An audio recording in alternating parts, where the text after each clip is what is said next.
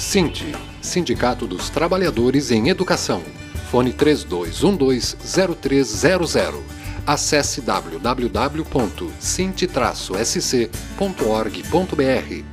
Começa aqui mais um Floripa em Foco do SINT, o Sindicato dos Professores na Rede Pública de Ensino aqui no estado de Santa Catarina.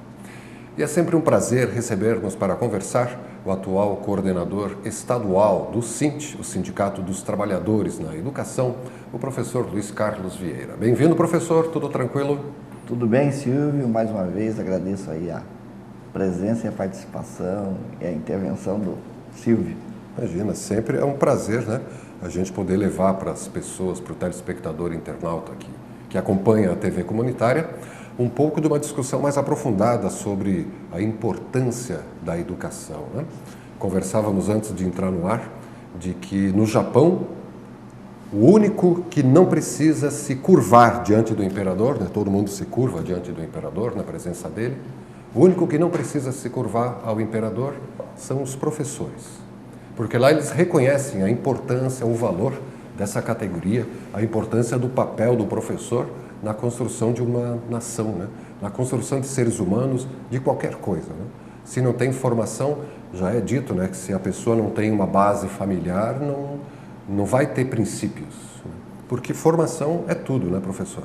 E parece que aqui em Santa Catarina não só não estão precisando se curvar, como estão levando chapoletadas às vezes, né?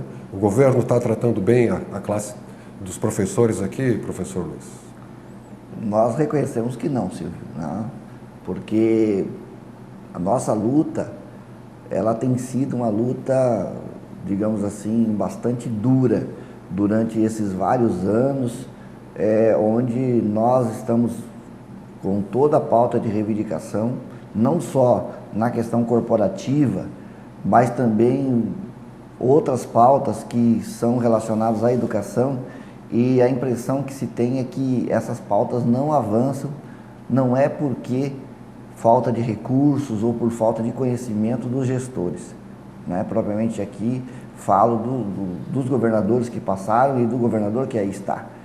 Não é por falta de conhecimento, mas é falta de vontade política mesmo, e a impressão que eu tenho é que há uma intencionalidade disso. Intencional. Eu também acredito que seja uma intencional. Intencionalidade dessa questão, justamente porque cada governo faz as suas opções políticas. E parece que a opção política dos governos que passaram e do atual governo, apesar do discurso bonito nas campanhas eleitorais, não é a educação. Não é a educação, né? Não é prioridade. Ele sempre trabalha a educação como uma despesa, nunca como um investimento. E aí nós temos os reflexos na ponta. Um dos reflexos que nós vemos na ponta é a questão da falta de estrutura, a falta de planejamento, até mesmo na construção e reforma dessas estruturas, no caso aí das escolas. Nem as obras são planejadas? Exatamente, como nós temos aí vários problemas aqui em Florianópolis, né? Com várias escolas fechando, várias escolas em reforma, várias escolas deterioradas pelo tempo, né?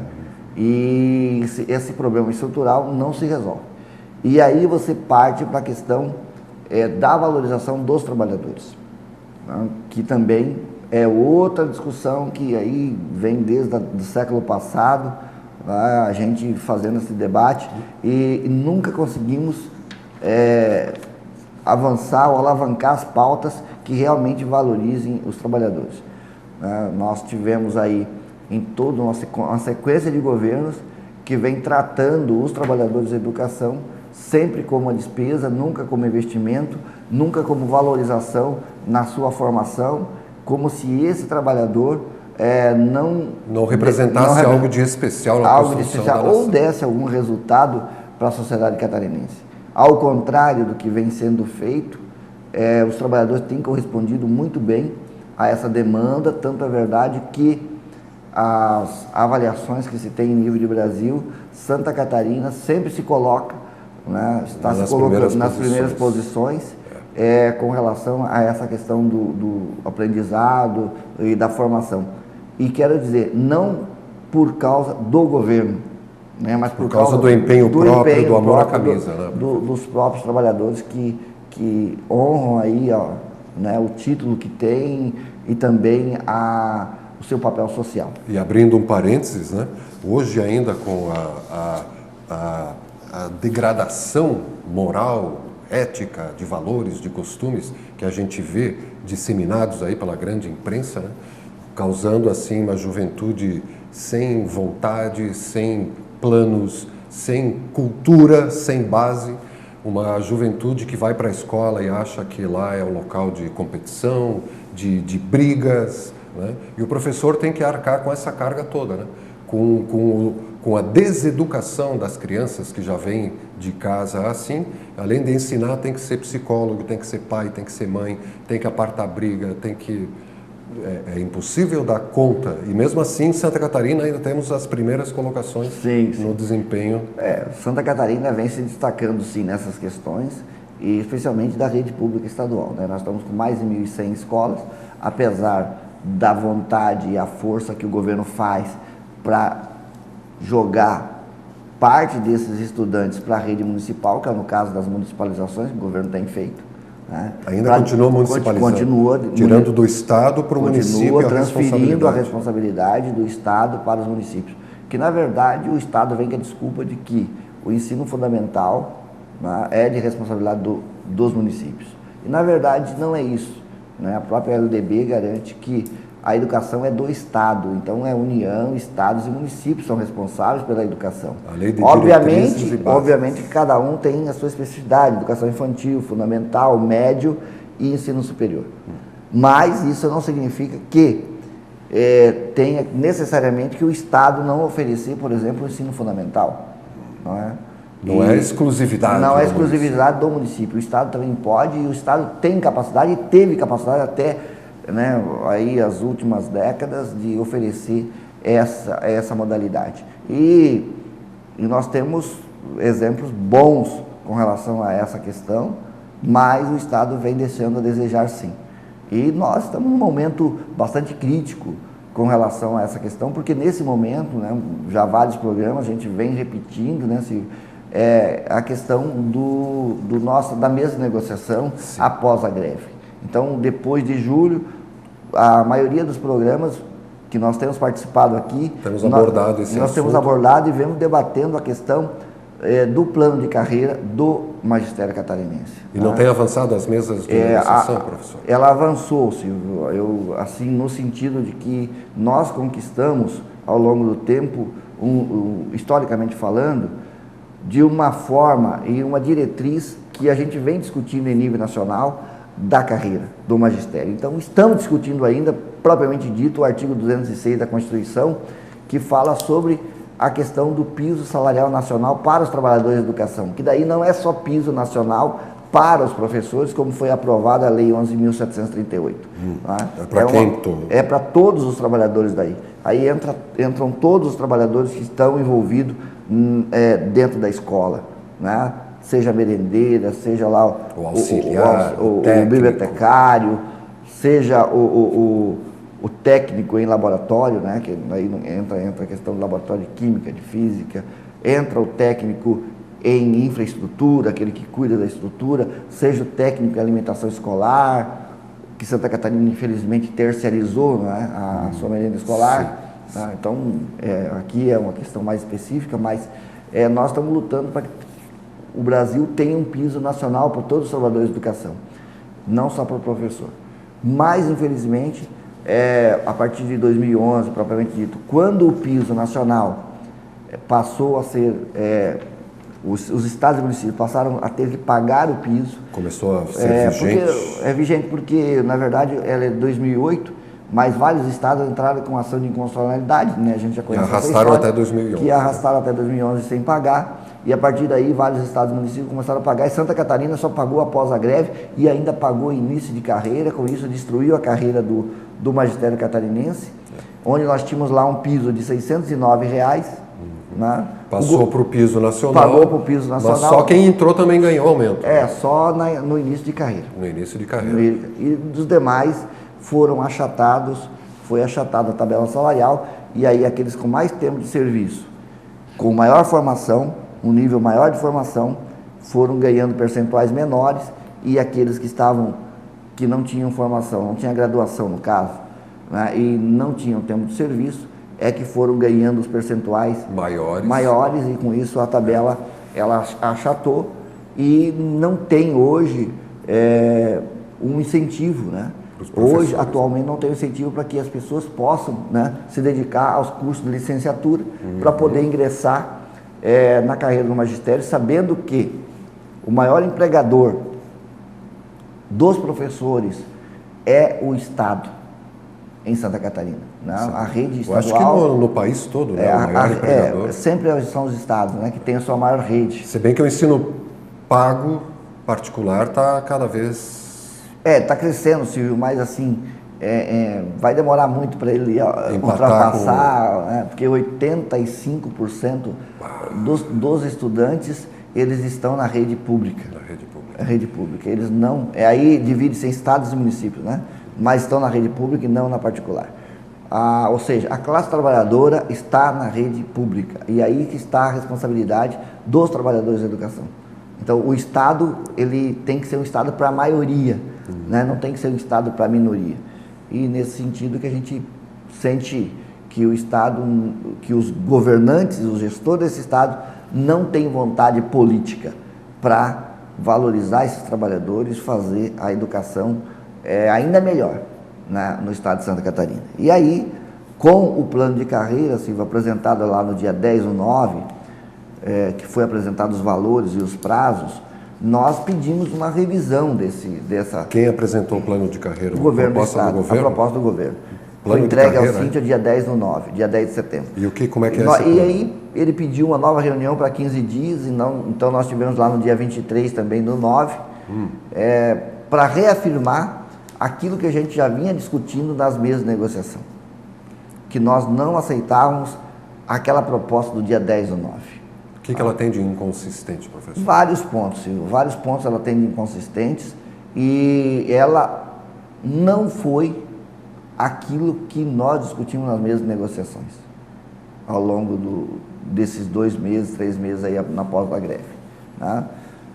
Primeiro, nós discutimos uma estrutura, e essa estrutura, ela garantia ali a implantação dessa... Uma progressão na carreira. Essa progressão, ela tem, a tabela tem isso, foi construída isso na sua estrutura, mas a implementação dela não foi de acordo com aquilo que a gente esperava.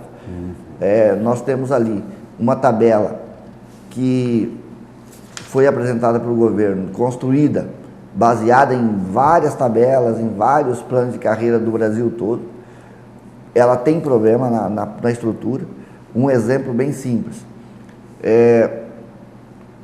O professor vai ingressar no magistério público catarinense, da rede estadual, com a licenciatura plena. Sim. Ou seja, ele tem que ser graduado para fazer o concurso público para ingressar na carreira. Obrigatoriamente. Obrigatoriamente. Quando ele ingressa na carreira, na tabela, ele tem um vencimento maior, 30% de quem não tem graduação. E ele só vai obter 50% de diferença sobre quem não tem graduação. Sobre quem não tem, após o estágio probatório. Que é 3 anos. 3 anos. Ou seja, o governo diz que quando o trabalhador se torna efetivo e estável. Tá? Por que isso? Porque é justamente para diferenciar o ACT, o temporário. Ou seja, aquele que é temporário vai ganhar menos do que aquele que é efetivo. O ACT ganha menos. Vai ganhar menos. Ele vai ganhar 20% menos. Além de não ganhar alguns meses do ano, ganha 20% vai ganhar menos 20%. Então, e aí, com essa questão na tabela, a intencionalidade do governo e a leitura que nós fazemos é que ele quer manter a grande maioria dos trabalhadores na faixa dos 30%. Ou seja, ganhando 20% a menos que o efetivo, ou seja, ele quer garantir, ele quer manter os ACTs, né? Não quer fazer concurso público, não quer efetivar. Tá? Não é justo para quem tem a mesma formação, né, ganhar menos do que o outra pessoa que tem a mesma formação. Sim. Tá? Só porque a contratação jurídica só porque, tem alguma só porque a diferença. relação de trabalho é diferenciada, né? Então a forma de contrato é diferente. Então isso nós não aceitamos. A incorporação da regência de classe é outra discussão bastante séria, já falei nos programas anteriores aqui. Ela é séria porque não na questão até financeira, monetária, porque ela não traz prejuízo, se nós olharmos do ponto de vista de remuneração. Ela não traz nenhum prejuízo, porque o que eu ganho na regência de classe, ela vai ser somada na minha remuneração. Tanto faz eu ganhar ela incorporada no meu vencimento, que ela vai fazer parte da remuneração, ou ela separada, somando ao vencimento, que ela vai fazer parte da remuneração. O problema é que se eu incorporo no vencimento... Fica valendo como um aumento. Como um aumento, exatamente.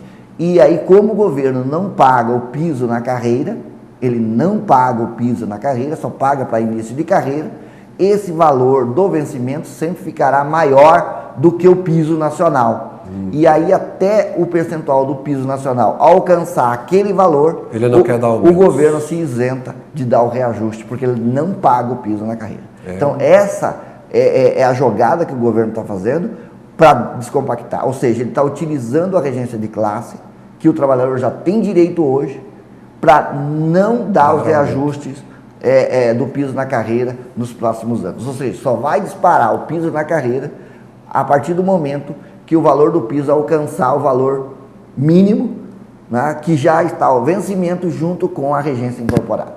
Então isso é um grande problema para nós e por isso que nós continuamos bancando e discutindo que nós não queremos a incorporação da regência de classe nos moldes que o governo coloca aí. É uma questão bem delicada e específica, né? Se não explicar bem, as pessoas não vão captar o que isso significa. Porque para muitos trabalhadores, eles dizem, não, a proposta do governo é boa, né? Apesar de estar incorporando a regência de classe. Tá? Não é porque ele... Não dá aumento e diz que deu aumento só mudando a classificação contábil. Isso. E outra questão, ele não está incorporando só a regência de classe, ele está incorporando todas as gratificações. Então, por exemplo, quem não tem regência de classe? O assistente de educação, o ZAES, não tem regência de classe, ele tem gratificação de atividade especial, que é 25%, o mesmo valor... E a regência de classe é do professor de 25% também? E 40%. Né? 40% para professor de séries iniciais do ensino fundamental e 25% para os professores de séries finais do ensino fundamental e ensino médio. E os auxiliares, 25%? O segundo professor, 40%. 40%? 40%, porque eles estão enquadrados nessa questão do professor de séries iniciais. Bom, eles ganham 40%, esses professores, e outros 25%. A gratificação de atividade especial ganha os especialistas, que são os supervisores, orientadores, administradores e ATPs, ou seja, assistente técnico pedagógico, ganham 25% de gratificação. Essa gratificação também vai ser incorporada no vencimento, porque ela, na verdade, só tem um nome diferente. Ela não é regência de classe, porque eles não regem classes. Sim. Mas eles ganham o mesmo percentual do professor, porque trabalham diretamente ligado ao docente, né? E o governo ao docente, e o governo vai incorporar. Dizendo que deu aumento. Que deu aumento. E ele vai incorporar também, e vai deixar de existir. Nós temos hoje, o sindicato é contrário às aulas excedentes. A aula excedente significa que eu tenho uma carga horária, um exemplo, de 40 horas, eu trabalho 32 em sala, e todas as aulas que eu trabalhar, além de 32, até 40 aulas, eu ganho como excedente. Ou seja, eu posso trabalhar até mais 8 aulas, né? Tenho 32 mais 8. Máximo 40. 40. Eu hoje dá um percentual de 2,5% do valor da aula excedente, mais 2,5% de gratificação de atividade especial, que no caso daria 5% por aula. O professor que tem 32 aulas mais 8 excedente, ele ganha 40% a mais no seu vencimento, porque são 5% cada aula, 5 vezes 8, 40. Então isso dá como nós temos um salário baixo, quase desafoga um pouco. Mas sobrecarrega. Sobrecarrega, professor, porque daí também a hora atividade fica comprometida, né? Porque nós estamos uma luta nossa também para ter 1/3 de hora atividade, compromete a qualidade também na educação. Hora atividade, esclarecendo para o telespectador internauta, é a hora em que o professor tem o tempo determinado, pago, né, para preparar as atividades que ele vai apresentar aos alunos. Isso não está sendo contemplado, né? Está sendo comido aos poucos. Pelas aulas excedentes, né, Silvio? E também porque as estruturas das escolas também não permitem que o professor tenha condição de fazer as aulas excedentes. A grande maioria das escolas não tem um espaço próprio, não tem computador, não tem... Nem oferece espaço para o professor não oferece materiais. Então, tem toda essa problemática. O professor, na verdade, a grande maioria faz a sua aula de atividade, corrige prova, prepara a aula, em casa, estuda, né, prepara no seu tempo de lazer. E faz em casa. E tem professor que não é só 40 aulas numa escola. Não, ele trabalha 20 em outra, né, em 2 redes, não tem dedicação exclusiva. Então é uma sobrecarga dupla, né? Dupla. Se for mulher ainda, então aí é pior, né? Porque quádrupla, porque tem os filhos, tem a casa para cuidar. Então, periclitante. Só para terminar essa questão da gratificação. Já encerrando o nosso bate-papo. Da gratificação de atividade, Silvio, as aulas excedentes, elas não terão mais a gratificação por atividade especial. Então, portanto, a aula excedente ela vai ser 1,32 avos, ou seja, vai ser dividido, o valor da aula excedente vai ser dividido pelas 32 hora aulas. Extra sem extra nenhum. Exatamente, vai ser dividido e ela vai dar em torno de 2,5% também. Ou, se a regência for incorporada no vencimento, o percentual, lógico, vai ser menor, né? Vai ser 1,5% sobre o vencimento, que de forma relativa, mas o valor absoluto vai ser o mesmo que 2,5%. Então, como não tem mais gratificação de especial, também vai diminuir o valor da aula excedente. Então, são vários fatores. Outra questão importante que a gente precisa relatar aqui é que o governo não deu 13,1% de reajuste que nós tivemos em janeiro de 2015 para 35 mil trabalhadores. Ele não deu. Para ninguém ou só para 35? Só não deu para os 35 mil que estão na Alguns carreira. receberam. Que estão na carreira, que ganhavam mais do que o piso. Ah, sim. Então, quem ganhava menos teve o reajuste. Foi equiparado ao reajuste, piso. Ao piso, e aí ganharam os 13,1%. E aí ele vem e diz que ninguém está ganhando menos que o piso. Não, ninguém está ganhando menos, mas aqueles que ganham mais também manipulação do discurso. Mas não tiveram reajuste. E nós não tivemos isso.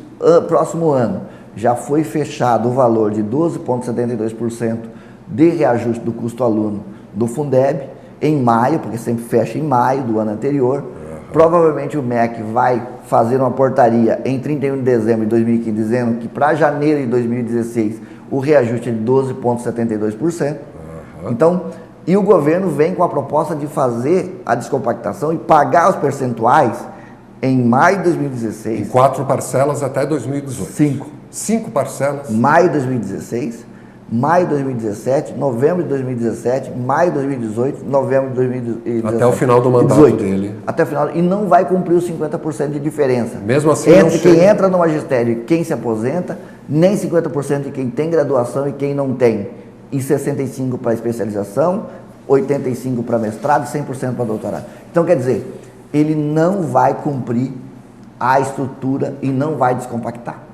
E esses reajustes que ele está dando em 2016 e 2017 não tem uma forma igualitária para todos. Ou seja, em cada local, em cada referência ou nível que o trabalhador está, vai ter um reajuste diferenciado. Alguns vai ter 3,8, outro 4,6, outro 5,6. Na prática vai achatando quem entra ganhando, quem sai. Na prática tem uma nova tabela com 9 referências, né? Ou seja, com 9 progressões, com 6 níveis, né, diferente da tabela anterior, que é necessário mudar. Os valores... Mas continua a mesma política.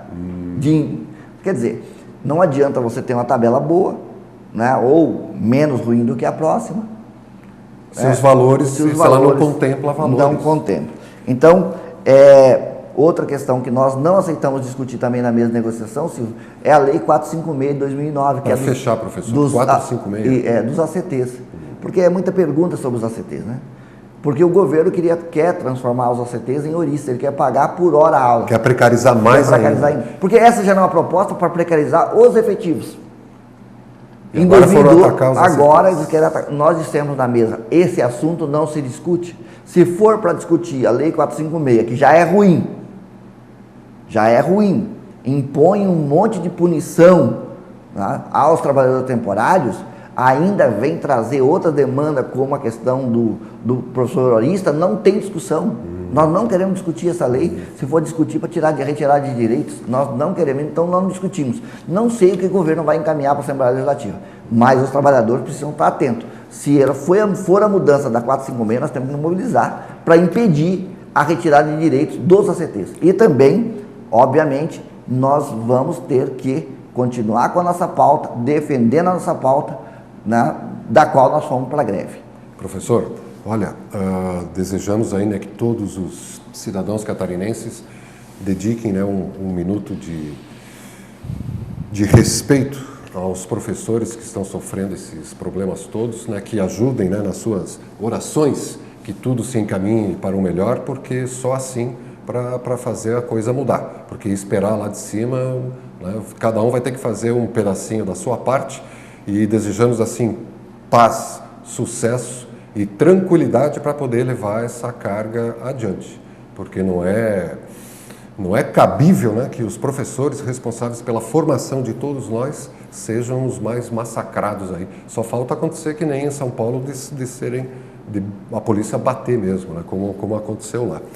E para fecharmos, professor, não me sai aqui da cabeça a manchete que deu nos grandes jornais aqui de circulação estadual nesta semana sobre a ponte Hercílio Luz, que liga a ilha de Santa Catarina ao continente, aqui a capital Florianópolis, né? Já faz 33 anos que ela está em discussão de reformas, já comeu quantos milhões de reais? 500 milhões de reais, que já daria para construir sei lá quantas pontes, e a ponte não foi nem consertada. Quer dizer, tem muita coisa para consertar nesse estado, e os professores, os trabalhadores que continuam carregando a sacola, né?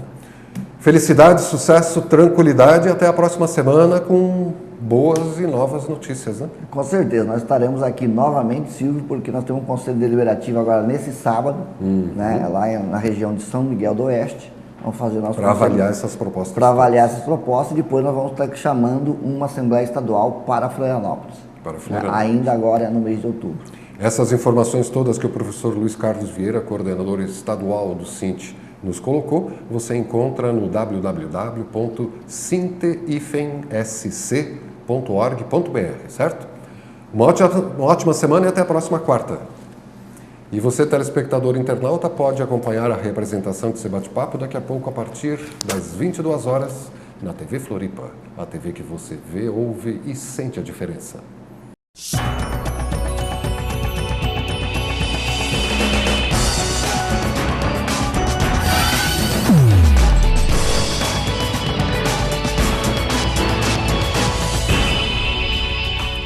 SINT, Sindicato dos Trabalhadores em Educação. Fone 3212-0300. Acesse www.sint-sc.org.br.